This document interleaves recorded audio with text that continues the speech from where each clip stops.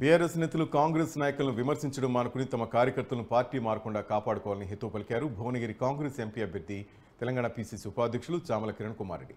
గత 10 ఏళ్లలో మీడియాను అణిచిపెట్టి మీరు చేసిన అరాచకాలు ప్రజలు గమనిస్తున్నారని గుర్తు చేశారు. కాంగ్రెస్ పార్టీ 100 రోజుల పరిపాలన ప్రశ్నించే ముందు 10 ఏళ్లు మీరు ఏం చేశారో ప్రజలకు చెప్పాలన్నారు. ఎన్నికల్లో లబ్ధి పొందేందుకు దిగజారి మాట్లాడుతున్నారని విమర్శించారు. ఈరోజు భువనగిరిలో మీరు మాట్లాడుతూ కాంగ్రెస్ పార్టీ లీకులు ఫేక్ న్యూస్లతో పాలన సాగిస్తుందని చెప్తున్నారు. మీరు గత 10 సంవత్సరాలుగా అన్ని టీవీ ఛానళ్లను, అన్ని సోషల్ మీడియా యూట్యూబ్ ఛానళ్లను కొని ప్రజలను మభ్యపెట్టి రాష్ట్రాన్ని అప్పుల పాలు చేసి ప్రజా పరిపాలన అందించినందుకే మిమ్మల్ని మొన్న ఎన్నికలలో పొందబెట్టారు.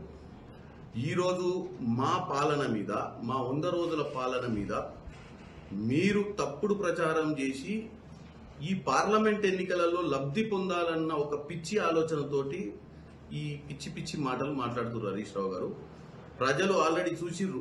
మీ మామ కేసీఆర్ గారు బయటికి వచ్చి రాగానే నీళ్లు పారుతున్నాయి, అన్ని కాలువలకు నీళ్లు వస్తున్నట్టు ఏదో ముచ్చట చెప్తున్నారు. మీరు బయటికి రాగానే మేమందరం ఇక్కడ నీళ్లు వదిలిపెట్టి మీ భయానికి పంట పొలాలకు నీళ్లు ఇస్తున్నట్టుగా ఏదో మాట్లాడుతున్నారు. మీకు 10 ఏళ్ళు అధికారం ఇస్తే చిన్న చిన్న పిల్ల కాలువలు ఆగిపోయి కాంగ్రెస్ హయాంలో 2014 ముందున్నటువంటి చిన్న చిన్న పనులు చేసి ఉంటే ఈరోజు తెలంగాణ సస్యశ్యామలమయ్యేది.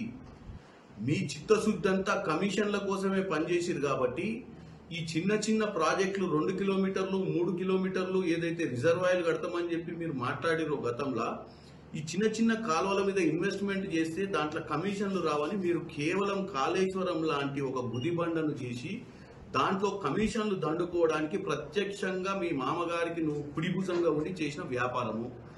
ఇప్పుడు వచ్చి మీరు భువనగిరి ప్రజల ముందు కాంగ్రెస్ పార్టీ 6 గ్యారెంటీలు ఇచ్చి 6 గ్యారెంటీలు నెరవేరుస్తారు.